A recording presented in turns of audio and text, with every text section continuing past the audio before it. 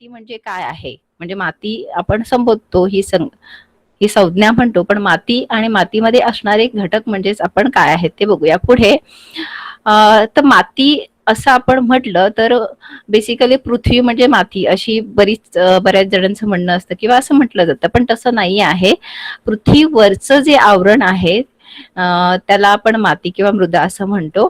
आणि मातीमध्ये बरेचसे असे म्हणजे माती एकाच कुठल्या तरी घटकापासून बनलेली नाही आहे. तर मातीमध्ये अनेक असे सेंद्रिय घटक आहेत, खनिजे आहेत, वायू आहेत, द्रव आणि या सगळ्यांचं काय आहे तर एकत्रित असं मिश्रण आहे. खर तर माती ही एक संपूर्ण अशी परिसंस्था आहे, असं आपण म्हणूयात की याच्यामध्ये विविध आणि त्या परिसंस्थेमध्ये किंवा ती एक परिसंस्था आहे, अनेक जीवांचे, अनेक सजीवांचे वेगवेगळे परिसंस्था आहे, त्यांचं त्यांना उपयोगी आहे. दुसरं म्हणजेच एक मातीला पृथ्वीची त्वचा असेही संबोधले जाते. हे थोडक्यात मी मातीबद्दल सांगितलं आहे. पुढे जाऊयात. आता आपण पाहणार आहोत की बेसिकली मातीची निर्मिती आहे, ही मातीची निर्मिती कशा पद्धतीने होते. सगळ्यांना खरं तर हे माहितीच असेल, कदाचित मी हा उजाळा घेत असेल. तर हा मुख्य खडक आहे आणि या खडकाचं विभाजन होऊन किंवा विदारण होऊन माती तयार होते. आणि हे जे खडक आहेत आपल्याकडे मोठ्या प्रमाणात आहेत, पण ही माती म्हणजे आपण म्हणतो की विभाजन होत आहे किंवा त्याचं विदारण होत आहे, पण हा जरी सोपा आणि सहज शब्द असला तरीही विदारण आणि विभाजन होण्यासाठी कित्येक तरी वर्ष जाऊ लागतात. आणि हे कसं होत असतं किंवा विभाजन होत असताना कोणकोणते घटक मातीसाठी माती तयार होण्यासाठी कारणीभूत आहेत ते आपण पुढे बघूयात. पुढची स्लाइड आहे. आता हे विदारण किंवा विभाजन कसं होतं ते या चित्रामध्ये आपल्याला दिसत आहे. एक मुख्य खडक आहे, त्याला आपण पेरेंट रॉक असं म्हणतो. तर त्या पेरेंट रॉकला काही कारणास्तव म्हणजेच काही कारणामुळे काय होतं की चिरा गेली किंवा तडा गेली असं आपण म्हणतो. तर त्याला वेगवेगळी कारण असू शकतात. मे बी तिथलं हवामान आहे किंवा मग पाण्यामुळे असू शकतं किंवा एखादं झाड त्याच्यावरती वाढलं असेल तर त्याच्यामुळे जर का तडा गेलेली असेल तर ती हळूहळू वाढत जाते आणि मग काही वर्षानंतर या दगडाचे किंवा या खडकाचे काय होतात, छोटे छोटे तुकडे होतात. पण तुकडे जरी झाले तरी ते तुकडे मातीमध्ये रूपांतरित होण्यासाठी खूप वर्ष जाऊ लागतात. असं म्हणण्यात येतं किंवा असं अभ्यासात आहे की साधारणतः 1 इंचा इतकी माती म्हणजे साधारणतः 2 ते 3 सेंटीमीटर एवढा लेअर बनण्यासाठी हजारो वर्ष लागतात. आणि असंही संशोधनामध्ये आहे की साधारणतः एक टीस्पून माती तयार होण्यासाठीही जवळपास शेकडो वर्षे लागतात. तर त्यामुळे आपल्याला मातीकडे खूप काळजीपूर्वक बघण्याची गरज आहे. आता हे म्हणजे मूळ खडकाचे मातीत रूपांतर होण्याची ही बेसिक क्रिया आहे आणि हे सगळीकडे अशाच पद्धतीने ही जी क्रिया आहे होत असते आणि मग मातीमध्ये रूपांतर होत असतं. तर ही क्रिया होण्यासाठी वेगवेगळे फॅक्टर आहेत ते महत्वाचे आहेत किंवा त्याच्यावरती अफेक्ट करतात. आपण ते पुढच्या स्लाइड मध्ये बघूयात. तर पहिला फॅक्टर आहे बेसिकली मुख्य खडक हा तिथे असला पाहिजे मातीत रूपांतर होण्यासाठी. दुसरं म्हणजेच आहे जैविक घटक. तिथे असणारे जे काही जैविक घटक आहेत, जसं आपण व्याख्यामध्ये बघितलं की माती म्हणजेच काय तर फक्त त्याच्यामध्ये एक स्पेसिफिक असा घटक नाही, तर त्याच्यामध्ये जैविक घटक पण असतात. तर ते काही जैविक घटक आहेत हे माती निर्मितीसाठी तेवढेच आवश्यक आहेत. त्याचप्रमाणे वातावरण. आपल्या भारतामध्ये आपल्याकडील जे वातावरण आहे हे वेगवेगळ्या प्रकारचं आहे. तर महाराष्ट्रातलं स्पेसिफिक जे वातावरण आहे, तर वातावरण तिथलं असणारे जी क्लायमॅटिक कंडिशन आहे, ही क्लायमॅटिक कंडिशन माती निर्मितीसाठी खूप महत्वाची किंवा आवश्यक असा घटक आहे. त्यानंतर आहे त्या ठिकाणची प्रादेशिक रचना. म्हणजेच आपण महाराष्ट्राच्या दृष्टिकोनातून विचार केला तर कोकणचा पट्टा आहे, वरती मराठवाड्याचा पट्टा आहे, विदर्भाचा पट्टा आहे. तर तिथली असणारी जी काही प्रादेशिक रचना आहे, तर तो जो फॅक्टर आहे तोही माती निर्मितीसाठी आवश्यक असा घटक संबोधला जातो. आणि मगाशी म्हटल्याप्रमाणेच की वेळ किंवा टाइम, त्याला आपण कालावधी असं म्हणतो. तर महत्वाचा घटक आहे कालावधी. कालावधी हा बराचसा वेळ लागतो माती निर्मितीसाठी. कारण तिथलं वातावरण, जैविक घटक किंवा तिथे पेरेंट रॉक ह्या सगळ्याची व्यवस्थित अशी रचना असली पाहिजे आणि त्यानंतरच माती ही तयार होते. परंतु एक लक्षात घ्या, माती निर्मितीसाठी जरी हजारो वर्ष लागत असली तरीही आजच्या संशोधनामध्ये असं आहे, साधारणतः 5 मिनिटासाठी ते 1 तासासाठी एखादा XYZ माणूस असेल, हा साधारणतः एक बशीभर माती आहे ही वाया घालवत असतो. म्हणजे जर का आपण स्वतःचं उदाहरण घेतलं तर आपण पूर्णपणे दिवसाभरामध्ये एखादा ते 2 किलो माती आहे ही वाया घालवत असतो. हे साधारणतः टेंटेटिव्ह असं आहे, परंतु आणि हे संशोधनातनं आलेलं आहे. परंतु तुम्ही म्हणाल आपण तर शहरात राहतो, असं काही शक्य आहे का? तर हे आहे, म्हणजे कुठल्या ना कुठल्या रूपामध्ये तरी माती ही अशा पद्धतीने वाया जात आहे. पुढे बघूयात. हे झाले माती निर्मितीसाठी आवश्यक घटक असे. पुढचं असे सगळ्यांना माहितीच असे की मातीचे वेगवेगळे थर असतात, तर त्याला आपण हॉरिझॉन्स असं म्हणतो. त्यातला महत्वाचा हॉरिझॉन आहे आणि त्याचे क्लासिफिकेशन केलेलं OABCR. तर त्यातलं O आणि A हा जो महत्वाचा घटक आहे, हा मातीच्या दृष्टिकोनातनं खूप महत्वाचा असतो आणि सजीवांच्या दृष्टिकोनातनं पण खूप महत्वाचा असतो. कारण ओ हॉरिझॉन आहे, ज्याला आपण ऑर्गॅनिक लेअर असंही म्हणतो किंवा संबोधलं जातं, की ज्याच्यामध्ये फक्त जी मातीचं लेअर आहे ही खूप कमी माती असते. एक साधारणतः 6 सेंटीमीटर पर्यंत हा बनलेला लेअर असतो आणि त्याच्यामध्ये भरपूर सारे असे सूक्ष्मजीव असतात आणि ते सूक्ष्मजीव विविध प्रकारे मातीमध्ये कार्य करत असतात. वेगवेगळ्या प्रत्येकाचं आपापलं कार्य असतं आणि त्याच्यामध्ये पोषक तत्वही मोठ्या प्रमाणामध्ये असतात. आणि एखादं पीक येण्यासाठी किंवा एखाद्या पिकातनं उत्पन्न येण्यासाठी हा जो लेअर आहे हा जास्त महत्वाचा असतो. आपण जमीन नापीक झाली असं म्हणतो त्याला. कारण का? कारण हा जो लेअर आहे हा लेअर प्रदूषित झालेला आहे, म्हणूनच आपल्याला तिथनं जे उत्पन्न आहे हे मिळत नाही. त्याच्या खालोखालचा लेअर आहे तो म्हणजेच ए किंवा त्याला सर्फेस लेअर असंही म्हणतो आपण. तर तो जो लेअर आहे तो लेअर त्याच्यामध्ये मातीचं प्रमाण हे बऱ्यापैकी असतं, परंतु त्याच्यामधले जे काही पोषक किंवा सूक्ष्मजीवांचं जे प्रमाण आहे हे तेवढ्या मोठ्या प्रमाणात नसतं जर कम्पॅरेटिव्हली टू ओ हॉरिझॉन. तर त्यामुळे ह्याच्यामध्ये मुळं आहेत, ही मुळं खाली जातात किंवा खोलवर जातात आणि यातनं पण पोषक तत्व घेतात, परंतु तेवढ्या प्रमाणामध्ये सूक्ष्मजीव नसल्यामुळे तिथली जी माती आहे ही तेवढी अशी सुपीक नसते. पण त्याच्या खालोखाल आपण ओच्या खालोखाल ए सरफेस आहे हा तेवढा फर्टाईल आहे असा समजला जातो. B, C आणि R. बी मध्ये मोठ्याले दगड असतात आणि बेसिकली बी आणि सी मध्ये जे एलिमेंट्स आहेत ते एलिमेंट्स किंवा मूलद्रव्य आहेत ती सापडतात. आणि जो आर जो लेअर आहे ज्याच्यामध्ये पूर्णपणे काळा दगड आहे हा असतो, की मातीमध्ये पाऊस पडल्यानंतर जे पाणी आहे हे पाणी खोलवर जातं आणि तिथे पाणी हे साचून राहतं. असे हे आहेत सॉइल प्रोफाईल किंवा मातीचे थर. पुढे आपण जाऊयात. पुढची स्लाइड आहे ती म्हणजेच मातीचे प्रकार. मातीचे प्रकार जर आपण बघितला तर महाराष्ट्राच्या दृष्टिकोनातनं एकूण साधारणतः 5 वेगवेगळे प्रकार महाराष्ट्रामध्ये क्लासिफाईड केलेले आहेत. त्यातली पहिली गाळाची माती. महाराष्ट्राच्या दृष्टिकोनातनं विचार केला तर आपल्याकडे जिथे नदीमुख आहे तिथे मोठ्या प्रमाणामध्ये अशा पद्धतीची जी माती आहे ही आढळते. गाळाची माती ही खूप सुपीक आहे आणि मोठ्या प्रमाणात जिथनं पाणी वाहतं किंवा अशा ठिकाणी जो गाळ येतो तिथे ही माती खरी तर जमा होते आणि तिथे ही माती खरं तर ह्याच्यामध्ये पोषक तत्व मोठ्या प्रमाणामध्ये असतात आणि त्यामुळे जास्त फर्टाईल आहे असं मानलं जातं किंवा असं असतं. परंतु आजकाल असं झालेलं आहे की आपल्याकडे मोठ्या प्रमाणामध्ये कचरा आहे या पाण्यासोबत येतो आणि या गाळाच्या मातीमध्ये जाऊन कुठेतरी साचतो. तर त्यामुळे तिथे कचऱ्याचं पण प्रमाण वाढतं. त्यामुळे गाळाची माती ही आजकाल खराब होऊ लागलेली आहे. आपल्याकडे महाराष्ट्राच्या दृष्टिकोनातून बघितला तर आपल्याला पालघर किंवा ठाणा या बाजूला गाळाची माती दिसते. जाडी भरडी माती आहे ज्याच्यामध्ये काय म्हणतो वॉटर होल्डिंग कॅपॅसिटी तर अगदी कमीच असते, परंतु ही माती आहे ही तशी नापीक असं म्हटलं तरी चालेल. म्हणजे त्याच्यामध्ये सुपीकता किंवा सूक्ष्मजीवांचं प्रमाण आहे हे अगदी 0 आहे असं म्हटलं तरी हरकत नाही, कारण ह्या मातीमध्ये विशेष करून कुठलीही झाडं किंवा असं येत नाही. आणि ह्याच्यामध्ये ती दिसतानाच तुम्हाला लक्षात येईल ती कशा पद्धतीने दिसते. वाळूचं प्रमाण आहे थोडं असतं. त्यानंतर आहे रेगूर किंवा काळी माती.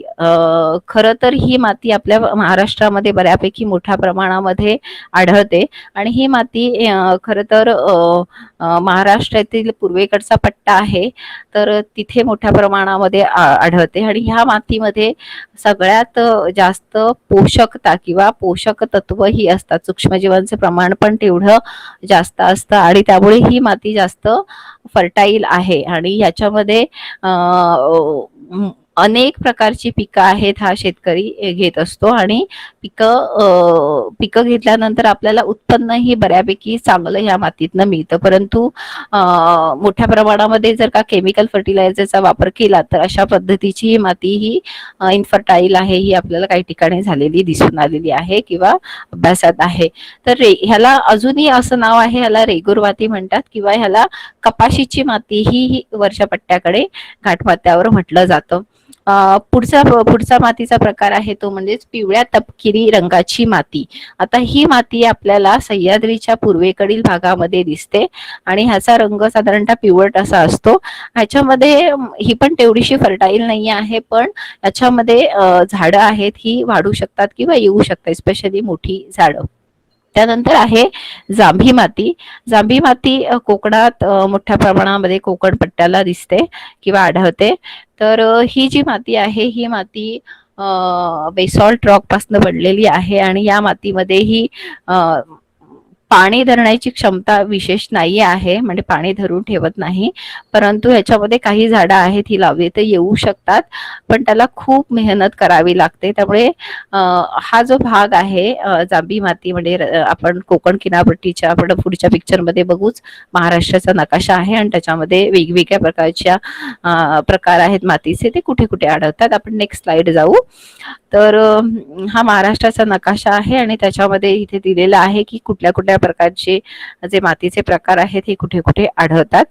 आपण नेक्स्ट बघू. सगळ्यांना तुम्हाला माहितीच आहे की मातीचा जो सामू आहे हा सामू न्यूट्रल किंवा उदासीनच असला पाहिजे आणि तो किती असला पाहिजे तर 6.5 ते 7.5. जर का आम्लीय असेल तर तो कमी असतो, म्हणजे 6.5 पेक्षाही कमी असतो आणि अल्कली धर्मी असेल तर 7.5 पेक्षाही जास्त असतो. म्हणजे जर का तुम्हाला पीक घ्यायचं असेल किंवा एखादं शेत लावायचं असेल किंवा जमीन कसायची असेल तर आपल्याला मातीचा जो सामू आहे हा सामू बेसिकली 6.5 ते 7.5 मध्येच असला पाहिजे. तर त्यामुळे मातीचा सामू आहे हे सामू व्यवस्थित असणं म्हणजेच काय, तुमची जी काही माती आहे ही प्रदूषित झालेली नाही हे आपल्याला त्याच्यावरनं लक्षात येतं. तर त्यामुळे मातीचा सामू हा व्यवस्थित असलाच पाहिजे. हा एक छोटस पीएच सॉइल टेस्टर आहे ज्याच्या सहाय्याने माती आहे ही टेस्ट केली जाते. अगदी सोप्या पद्धतीने आपण पण आपल्या घरी करू शकतो. माती आणायची आहे, तिला फाईन काय म्हणतात चाळून घ्यायची आहे, साधारणतः 1 चमचाभर घ्यायची आहे आणि हे टेस्ट किटर आपल्याला बाजारात मिळतं, ते चमचाभर त्याच्यामध्ये टाकायचं आहे आणि सेटल होऊन द्यायचं आहे. नंतर मग आपल्याकडे असणारा जो पीएच पेपर आहे तो त्याच्यात बुडवायचा आहे आणि त्या पाण्यामध्ये आणि कळतं. म्हणजे जर का आपल्याला रेड कलर आला तर ही माती ऍसिडिक आहे आणि जर का ग्रीन कलर आला तर माती ही अल्कधर्मी आहे म्हणजेच अल्कलाईन आहे आणि पिवळा रंग आला तर आपल्याला साधारणतः ही माती कशी आहे तर न्यूट्रल आहे किंवा उदासीन आहे, आपण असं कन्सिडर करून मग आपण त्याच्यामध्ये त्या जमिनीमध्ये कुठलं पीक लावायचं आहे आपण ठरवू शकतो. पुढची स्लाइड प्लीज. हा, आपल्या दृष्टिकोनातनं हे खूप महत्वाचं आहे. मातीचे कार्य किंवा मातीचे उपयोग. तर सगळ्यात महत्वाचं जर आपण विचार केला तर आपण सुरुवात करूया न्यूट्रिएंट सायकलिंग पासनं. जे काही वेगवेगळे एलिमेंट्स आहेत किंवा न्यूट्रिएंट्स आहेत तर ते सायकल किंवा पुनर्चक्रीकरण करण्याचं काम हे मातीमध्ये होतं. दुसरं आहे ते म्हणजे हॅबिटेट फॉर द ऑर्गॅनिझम. सगळे जे लिव्हिंग ऑर्गॅनिझम्स आहेत. जसं मी म्हणाले की अन्न, वस्त्र, निवारे ह्या माणसाच्या गरजा आहेत, त्याचप्रमाणे प्रत्येक सजीवांच्या कुठल्या ना कुठल्या गरजा आहेत आणि त्या गरजा भागवण्याचं काम आहे हे माती करत असतं. आणि त्यातलं एक महत्वाचं म्हणजे शेल्टर. जे काही जमिनीमध्ये राहणारे जे छोटे छोटे ॲनिमल्स आहेत किंवा सूक्ष्मजीव आहेत, तर त्यांना एक शेल्टर किंवा निवारा आहे, हे निवारा देण्याचं काम माती करत असते. तर त्यामुळे वेगळ्या वेगळ्या रूपामध्ये मातीचं कार्य आहे प्रत्येक सजीवासाठी. त्यामुळे हॅबिटॅट फॉर दी ऑर्गॅनिझम हा एक महत्वाचा असा उपयोग आहे मातीचा, असं आपण म्हणू. पुढचा आहे फ्लड रेग्युलेशन. तुम्हाला सगळ्यांनाच माहिती आहे की आपल्याकडे येणारा जो पूर, कारण आपल्याकडे पाऊस मोठ्या प्रमाणामध्ये पडतो, तर जर का माती नसेल तर डायरेक्टली किंवा मातीची क्वालिटी चांगली नसेल तर येणारं जे पावसाचं पाणी आहे, हे पावसाचं पाणी डायरेक्टली कशाला मिळेल तर समुद्राला मिळेल. म्हणजे ओढा, नदी अशा प्रकारे समुद्राला मिळेल. आणि ज्या मातीमध्ये चांगल्या प्रमाणामध्ये झाडं असतील, ज्या मातीची काय म्हणतात पोषकता ही चांगली असेल, पोत चांगला असेल, अशा ठिकाणी झाडं चांगली वाढतील आणि जंगल तयार होईल. आणि मग तिथे जर का पाऊस पडला तर ते पाणी डायरेक्टली समुद्राकडे न जाता हळूहळू ते पाणी आहे, हे पाणी समुद्राकडे जाईल. म्हणजे जास्तीत जास्त पाणी हे जमिनीमध्ये मुरेल आणि मग फ्लड रेग्युलेशन किंवा पूर नियंत्रणासाठी मातीची अशा पद्धतीने मदत होते. त्यानंतर आहे source for the pharmaceutical and genetic resources. आता फार्मास्युटिकल आणि जेनेटिक म्हणजे जर का आपण विचार केला तर मी माझ्या वाचनामध्ये असं आलं की माती काही कॉस्मॅटिक्स मध्ये वापरली जाते, कॉस्मॅटिक बनवण्यासाठी वापरली जाते. तसंच काही ठिकाणी काही जे औषध आहेत, काही अँटीबायोटिक्स आहेत, हे अँटीबायोटिक्स बनवण्यासाठी ही मातीचा उपयोग होतो. तर त्यामुळे फार्मास्युटिकल असं आहे की डायरेक्टली मातीचा वापर होतो, किंवा मग असं होतं की मातीमध्ये वाढणारी जी झाडं आहेत त्या झाडांचा वापर फार्मास्युटिकल मध्ये केला जातो. त्यामुळे हा एक महत्वाचा उपयोग आहे. जर का माती नसती तर झाडं नसती, झाडं नसती तर पुढे बाकीची काही काय म्हणतो आपण सिस्टीम आहे ती आपल्याला दिसली नसती. पुढे आहे ते म्हणजे foundation for human infrastructure. Basically आपल्यासाठी जे काही इन्फ्रास्ट्रक्चर लागतं तर ते आपल्याला मातीमधनच मिळतं. त्याच्यानंतर आहे provision of construction of material. म्हणजे आपण घर बांधणी किंवा अजून काही कन्स्ट्रक्शन करतो तर त्याच्यासाठी तेही खरं झाडांचा वापर किंवा मातीचा वापर तिथे होतो, तर त्याच्यासाठी पण प्रोव्हिजन आहे, हे मातीकडनंच आपल्याला मिळते. कल्चरल हेरिटेज मध्ये मोठ्या प्रमाणामध्ये मातीचा उपयोग करून हे मोठे मोठे जे काही हेरिटेज आहेत हे बांधलेले असतात.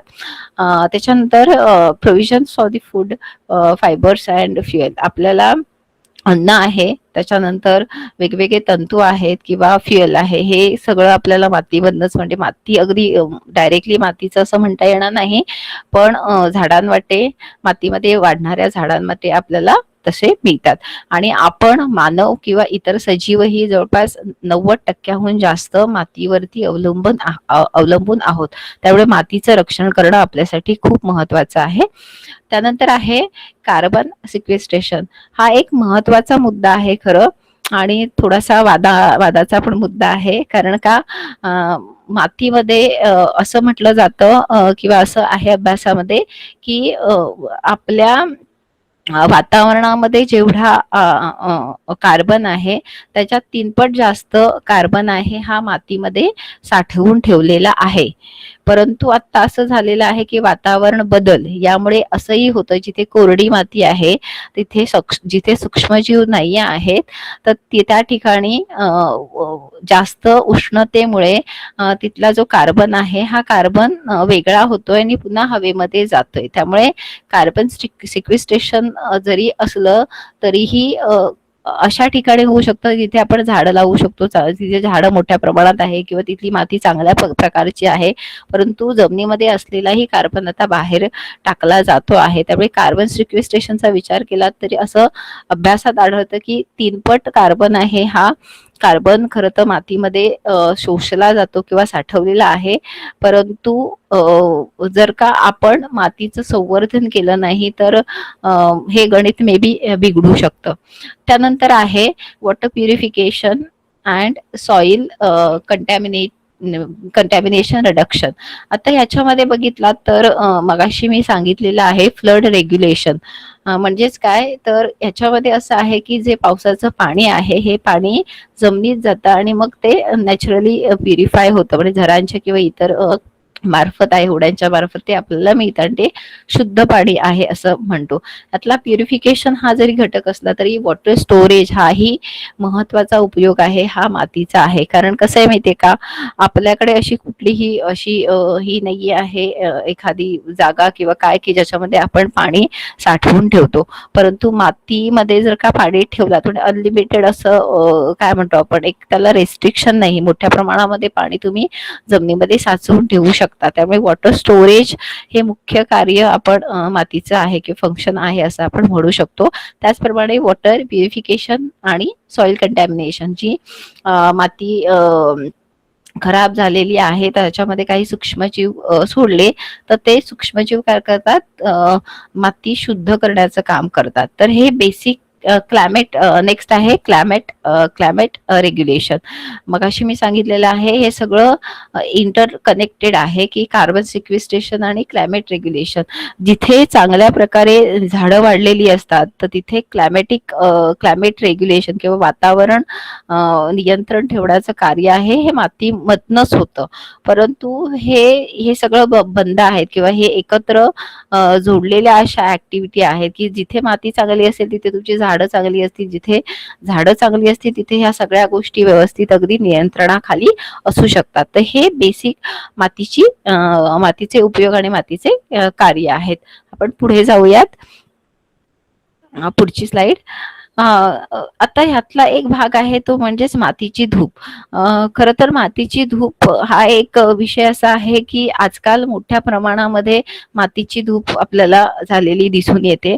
तर मातीची धूप वेगवेगळ्या कारणामुळे होऊ शकते. एक तर आहे नैसर्गिक कारणामुळे किंवा कृत्रिम कारणामुळे. तर याच्यामध्ये नैसर्गिक कारणं कोणती आहेत तर सोसायट्याचा वारा किंवा पाणी म्हणजेच काय पावसाचं पाणी. आता या पाण्यामध्ये 2-3 गोष्टी आहेत. आपल्याकडे इरिगेशन सिस्टीम आली, परंतु अनकंट्रोल इरिगेशन किंवा कशाही पद्धतीने इरिगेशन केल्यामुळेही मोठ्या प्रमाणामध्ये मातीची धूप झालेली आपल्याला दिसून येते.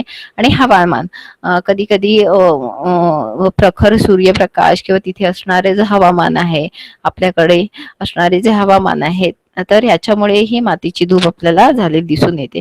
कृत्रिम कारण ही खरं मोठ्या प्रमाणात आहेत मातीची धूप होण्यासाठी. एक तर आहे शहरीकरण.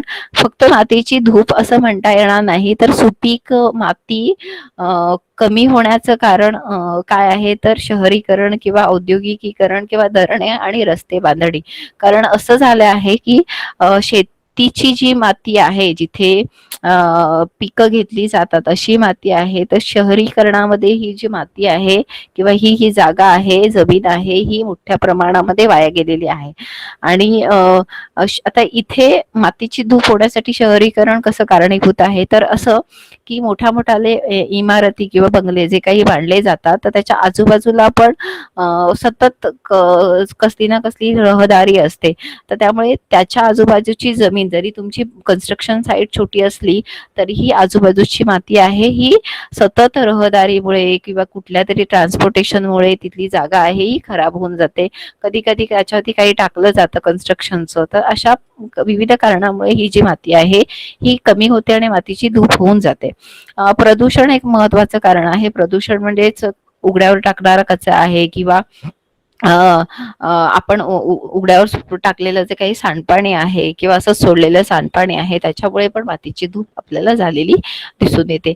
नेक्स्ट आपण पाहणार आहोत मातीचं प्रदूषण. आता मृदा प्रदूषण आहे, जसं मी मातीची धूप म्हटलं तशाच प्रमाणे मातीचं प्रदूषण आहे नैसर्गिक किंवा कृत्रिम कारणामुळे होतं. आणि प्रदूषण म्हणजेच काय तर मातीच्या भौतिक, रासायनिक आणि जैविक गुणधर्मामध्ये काय होतात तर बदल होतात आणि मातीची जी उत्पादक क्षमता आहे ही कमी होते. याच्यामध्ये सगळ्यात पहिलं म्हणजे आपण नेक्स्ट स्लाइड बघूया. तर पहिलं कारण आहे मातीचं प्रदूषण होणं हे म्हणजेच रासायनिक खते आणि कीटकनाशके. तुम्हाला सगळ्यांनाच माहिती असेल की जी हरित क्रांती झाली, तर हरित क्रांती झाल्यानंतर मोठ्या प्रमाणामध्ये बाजारामध्ये रासायनिक खतं किंवा रासायनिक कीटकनाशके आली आणि त्याच दरम्याने खरं तर मोठ्या प्रमाणामध्ये संकरित वाणांचा वापर केला गेला. म्हणजे देशी वाणांचा नाही तर संकरित वाणांचा वापर केला गेला आणि संकरित वाणं किंवा बियाणं वाढण्यासाठी किंवा चांगल्या प्रकारे त्यातनं उत्पन्न मिळण्यासाठी जास्तीत जास्त रासायनिक खतं किंवा कीटकनाशके वापरण्यात आली आणि त्याचा वाईट परिणाम म्हणून माती अक्षरशः नापीक झालेली आपल्याला काही ठिकाणी काही शहरामध्ये दिसते. त्यामुळे प्रदूषणाचं हे मुख्य कारण आहे रासायनिक खते आणि कीटकनाशके. आणि त्याला जर का आता पुन्हा ती माती चांगल्या कंडिशन मध्ये आणायची असेल किंवा सुपीक करायची असेल तर खूप वर्ष आणि त्याच्यामध्ये आपण ऑर्गॅनिक फर्टिलायझर आहे हे आपल्याला टाकावी लागणार.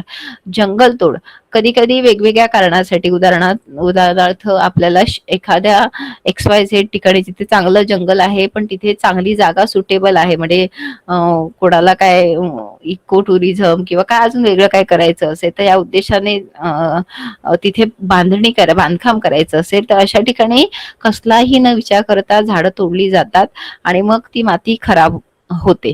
त्याच्यानंतर इथे बाजूलाच मी स्लाइड मध्ये दाखवलंय बांधकामामुळे ही कशा पद्धतीने आजूबाजूची माती आहे ही वाया गेलेली आहे आपल्याला दिसत आहे. अवघड्यावर टाकलेला कचरा, जसं मी मगाशी म्हणाले की आपल्याकडे एक मातीचा प्रकार दिसतो तो म्हणजेच गाळाची माती. तर हा जो उघड्यावर टाकलेला कचरा आहे तर कचरा काय केला जातो पाण्यावाटे हा पुढे नेला जातो आणि मग तो सगळा कचरा आहे हा गाळाच्या मातीमध्ये मिक्स होऊन त्याच्यामध्ये मोठ्या प्रमाणामध्ये साचतो. तर माती प्रदूषण होण्यासाठी हे एक कारण महत्वाचं आहे की आपल्याकडे कचऱ्याचं व्यवस्थित नियोजन नाहीये. स्पेशली प्लास्टिक वेस्ट किंवा वेट आणि ड्राय दोन्ही प्रकारचं वेस्ट आहे हे आपण असंच उघड्यावर टाकतो आणि त्यामुळे पण मातीचं प्रदूषण होतं. खाणकामेमुळे पण आपल्याला मातीचं प्रदूषण झालेलं दिसून येतं. त्याच्यानंतर आहे सांडपाणी किंवा वाया गेलेलं पाणी. आता सांडपाणी किंवा वाया गेलेलं पाणीच म्हणजेच काय तर आपल्याकडे साधारणतः अशी सिस्टीम दिसून येते की आपल्याकडे वॉटर जे वाया गेलेलं वेस्ट वॉटर आहे हे चॅनलाइज केलेलं आहे, परंतु काही ठिकाणी असं नाहीये गावाकडे वगैरे. पण जिथे मोठी गावं आहेत तर तिथे हे पाणी सतत सोडलं जातं आणि नुसतं त्या जमिनीवर राहतं. तर अशा ठिकाणची माती किंवा ते कुठेतरी गोळा होतं जमा होतं तर अशा ठिकाणची माती सतत पाण्यामुळे डिसॅनलाइज होतं किंवा अजून काही होतं आणि मग ती जी माती आहे ही त्यातली सुपीकता आहे ही कमी होते आणि मग ती हळूहळू प्रदूषित होते. तर त्यामुळे ही काही कारणं आहेत. ही सगळी कारणं मी मॅनमेड किंवा आर्टिफिशियल मानवनिर्मित असं आपण म्हणू शकतो. याच्यामध्ये काही कारणं कृत्रिम पण नॅचरल पण आहेत, नैसर्गिक पण आहे, जसं की व्होल्कॅनोज इरप्शन आहे ज्याच्यामुळे माती प्रदूषित होते किंवा मग लँडस्लाइड आहे त्याच्यामुळे पण माती प्रदूषित आपल्याला झाली दिसून येते. पुढे आपण जाऊयात. नेक्स्ट स्लाइड आहे. आता जर का मातीविषयी बघाल तर तुम्ही म्हणाल की 5 डिसेंबर हा दिन आहे आणि त्याच दिनानिमित्त आपण मातीचं रक्षण किंवा संरक्षण हे केलं पाहिजे. तर नक्कीच केलं पाहिजे. म्हणजे मी असं म्हणेन की त्याच दिवशी नाही तर प्रत्येक दिवशी सगळ्यांनी लक्षात घेऊन मातीला हे जपलंच पाहिजे. कारण आपल्याला आता हल्ली मुंबईत ठाण्यामध्ये आपल्याला माती अक्षरशः विकत घ्यावी लागेल. म्हणजे तुम्ही सगळेजण देवा माती हातात, म्हणजे कुठे मी तर मातीमध्ये खेळलेलीच आहे त्यामुळे मला माती कधीही विकत घेण्याची गरज पडत नाही. आजही मी स्वतःची माती अशी बनवत नाही पण कंपोस्ट घरात करते आणि आपल्याला माती म्हणून झाडांसाठी माती मिळवते. पण परंतु आजकाल असं झालं की आपल्याकडे ही माती मिळतच नाही किंवा मग आपल्याला विकतच घ्यावी लागते. तर आता माती संवर्धन करण्यासाठी बेसिकली आपल्याला स्पेसिफिक असा कायदा नाही, परंतु या सगळ्या कायद्यांकडे बघितला तर जल प्रदूषणाचा कायदा आहे किंवा वायू प्रदूषणाचा कायदा कायदा आहे, पर्यावरण संरक्षणाचा कायदा आहे, जैववैद्यकीय कचरा व्यवस्थापनाचा कायदा आहे आणि घनकचरा व्यवस्थापनाचा जो नियम आहे. तर ह्या सगळ्यांचं पालन केलं तर नक्कीच माती प्रदूषण आहे हे कुठेतरी थांबेल आणि मातीचं संवर्धन होईल. कारण हे सगळं चक्र आहे हे एकमेकांवरती अवलंबून आहेत. आपण पुढे जाऊयात. नेक्स्ट, आता माती प्रदूषण झाल्यामुळे काय होतं, मातीची सुपीकता कमी होते. अल्टिमेटली मातीत येणारं उत्पन्न आहे, पिकाचं उत्पन्न ते कमी होतं. मातीमध्ये असणाऱ्या पोषक तत्वांचा आणि सूक्ष्मजीवांचाही नाश होतो आणि ते मरून जातात. इथे मी सगळ्यात शेवटी म्हटलंय की शेतकऱ्याचं मोठं नुकसान, खरं हे शेतकऱ्याचं नुकसान नाही आहे, आपलं सगळ्यांचं नुकसान आहे. पण शेतकऱ्यांचं कसं डायरेक्ट नुकसान होतंय म्हणून मी इथे शेतकऱ्याचं नुकसान असं म्हटलंय. कारण का, पोषक तत्व झाली की सगळ्यात पहिला परिणाम हा शेतकऱ्यावर होतो आणि नंतर मग आपल्यावर हळूहळू त्याचा परिणाम होतो, कारण आपल्याला चांगल्या प्रकारचं अन्न हे मिळत नाही. पुढे जाऊयात. आता हे सगळं वाचवण्यासाठी किंवा ह्याचं कन्झर्वेशन करण्यासाठी आपण काय करू शकतो, तर सगळ्यात पहिल्यांदा आपण काय करू शकतो, तर वृक्षारोपण करण्याची गरज आहे. वृक्षारोपण करण्याची म्हणजेच काय की आपण देवराजी सारखा जो प्रकल्प आहे हाती घेतलेला, त्याच्यामध्ये वेगवेगळ्या प्रकारचं जी काही झाडं आहेत, तर तशा पद्धतीने आपल्याला वृक्षारोपण करण्याची गरज आहे. मुळामध्ये एक महत्वाचा मुद्दा आहे याच्यामध्ये माती संवर्धनामध्ये, तर वृक्षारोपण म्हणजे नुसती मोठी झाडं का तर नाहीत. आपण अगदी म्हणजे ती माती झाकण्यासाठी ग्रीन कव्हर म्हणजे कुठलीही छोटी, मग त्याच्यामध्ये गवत असू देत किंवा कोणतंही वीड असू देत, जे काही आपल्याला जमेल ते लावण्याची गरज आहे. कारण मातीचं काय म्हणतो, वरचा जो थर आहे किंवा सॉइल इरोजन आहे, हे इरोजन मुख्यत्वे करून आपल्याकडे म्हणजे कोकणपट्टीमध्ये मोठ्या प्रमाणामध्ये लागणारा जो पाऊस आहे, जोराचा पाऊस आहे, त्याच्यामुळे पहिला जो लेअर आहे हा वाहून जातो. तर त्यापासनं जर आपल्याला संवर्धन करायचं असेल किंवा त्याचं प्रोटेक्शन करायचं असेल, तर नक्कीच आपल्याला जिथे उघडी माती दिसेल, जिथे मातीवरती कुठलंही हिरवं रान किंवा काही दिसत नसेल, अशा ठिकाणी आपल्याला सगळ्यात पहिल्यांदा ती जमीन झाकली गेली पाहिजे. आता झाकली गेली पाहिजे तर आपण तिथे काय लावलं पाहिजे, ग्रीनरी, म्हणजेच कुठल्याही प्रकारची झाडं आपल्याला लावणं गरजेचं आहे. त्यामुळे वृक्षारोपण करणं गरजेचं आहे. त्यानंतर समोच्च खंदक, त्याला कंटिन्युअस कंटूर ट्रेंच असं म्हटलं जातं, तर ते तयार केलं पाहिजे. इथे चित्रामध्ये दिसतं आहे आपल्याला की कशा पद्धतीने हे जे ट्रेंच आहेत हे ट्रेंच बांधलेले आहेत. ह्याचा ड्युअल उपयोग आहे, एक तर मातीचं पण संवर्धन होतं आणि दुसरं म्हणजे ह्याच्यामध्ये पाण्याचं पण संवर्धन केलं जातं. त्यानंतर म्हणजे असं जमलं नाही तर एखादा दुसरा ट्रेंच पण आपल्याकडे जेवढी जागा अवेलेबल आहे त्यानुसार पण आपण असे छोटे छोटे ट्रेंच बांधू शकतो. जर तुमच्याकडे शेती असेल तर शेतामध्ये पण लहान खड्डे आहेत, हे खड्डे खोदणं गरजेचे असतात, जेणेकरून त्या खड्ड्यांचा दोन्ही प्रकारचा वापर होऊ शकतो. एक तर पाणी साचून राहू शकतं, माती पण त्याच्यामध्ये संवर्धन होऊ शकतं. जर का काय म्हणतो आपण शेत असं काय कुठे ते पहाडाच्या ठिकाणी असेल, डोंगराच्या ठिकाणी असेल, तर माती तिथे अडली जाते. आणि दुसरं, इतर वेळेला त्याच्यामध्ये तुम्ही खत निर्मिती पण करू शकता.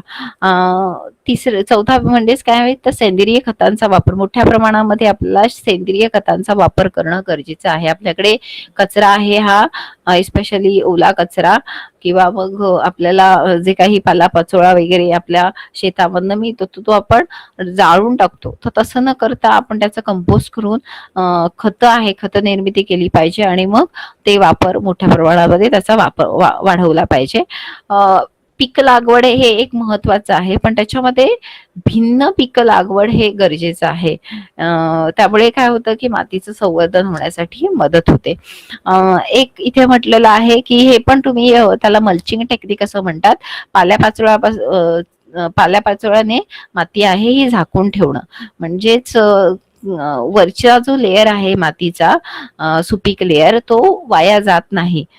हवामानामुळे पण काय होतं, कधी कधी वरचा जो आपला सुपीक लेयर आहे हा उडून जातो किंवा वाऱ्यामुळे वाहून जातो. कधी कधी मोठ्या मोकाट सोडलेल्या गुरांमुळे, गुरांच्या टाचामुळे ही जमीन ती जर का उघडी असेल तर वरचा जो काही सुपीक लेयर आहे, थर आहे, हा वाहून किंवा उडून जातो. तर बेसिकली, आणि ते आपल्याला लक्षात येत नाही, कारण ते जे प्रमाण फाईन असे पार्टिकल्स असतात. तर असं होऊ नये म्हणून आपण पाल्यापाचोळ्याने ती जागा आहे ही झाकून ठेवली पाहिजे. पण त्याही व्यतिरिक्त तुम्ही सगळ्यात चांगला उपयोग म्हणजे ती जागा कुठल्याही झाडपाल्याने लावून कव्हर करा. आणि त्याच पद्धतीने वेगवेगळ्या उपचार पद्धती आहेत. वेगवेगळ्या उपचार पद्धती म्हणजेच काय, तर तुम्ही त्याला ट्रीट करू शकता मातीला. जर का खूप प्रदूषित माती झाली असेल तर नक्कीच त्याला ट्रीट करून ती पुन्हा पुनर्जीवित आहे ही करू शकता. पण त्याच्यासाठी खूप तुम्हाला त्याच्यावरती काम करावं लागेल. म्हणजेच आपण आपल्याकडे आता केलं जातं ते म्हणजेच बायोडेमिडिएशन पद्धत, की ज्याच्यामध्ये अशी झाडं लावा की ज्याच्यामधनं काय होतंय की मातीमध्ये असणारे जे काही इलिमेंट्स आहेत, टॉक्सिक्स आहेत, तर ते झाड आपल्याकडे खेचून गेल्यानंतर ही झाड काढा आणि मग त्याची विल्हेवाट लावा. तर अशा पद्धतीचा तुम्ही वापर करू शकता. तर हे झाले काही माती संवर्धनाचे. अशा पद्धतीने तुम्ही काय करू शकता, माती संवर्धन करू शकता. हे फक्त आपण काय म्हणतो की प्रॅक्टिकली आपण हे करायचंय, पण हे तुम्हाला जमत नाही तर साधी जनजागृती ही, आपण केलेली जनजागृती ही माती संवर्धनामध्ये खूप मोठ्या प्रमाणामध्ये भर घालू शकते. कारण हे कोणालाच माहिती नाही आहे की आपण दिवसभरामध्ये एवढ्या मोठ्या प्रमाणामध्ये माती वाया घालवत आहोत. तर त्यामुळे मातीला, मृदेला वाचवणं आपल्याला आता काळाची गरज आहे. पुढे येस, हे जे सेशन आहे हे जागतिक माती दिनानिमित्त आहे. 5 डिसेंबर हा जागतिक माती दिन आहे. तर मातीचे या वर्षीची जी थीम आहे ही मातीचे क्षारीकरण थांबवा आणि मातीची उत्पादकता वाढवा. बेसिकली मोठ्या प्रमाणामध्ये मातीचे क्षारीकरण होत आहे आणि हे क्षारीकरण होण्यासाठी वेगवेगळी कारणं आहेत. काही ठिकाणी असं झालेलं आहे की जमीन ओसाड पडलेली आहे आणि हळूहळू ती नापीक होते. काही ठिकाणी असं झालेलं आहे की सतत केमिकलचा मारा आहे आणि ती जमीन आहे ही नापीक होत आहे. परंतु आता असं आहे की मोठ्या प्रमाणामध्ये हे जे काही क्षारीकरण होत आहे आपल्याला कुठेतरी थांबवलं गेलं पाहिजे. जास्तीचा पाऊस, कमीचा पाऊस अशा पद्धतीने पण क्षारीकरण वाढतं आहे.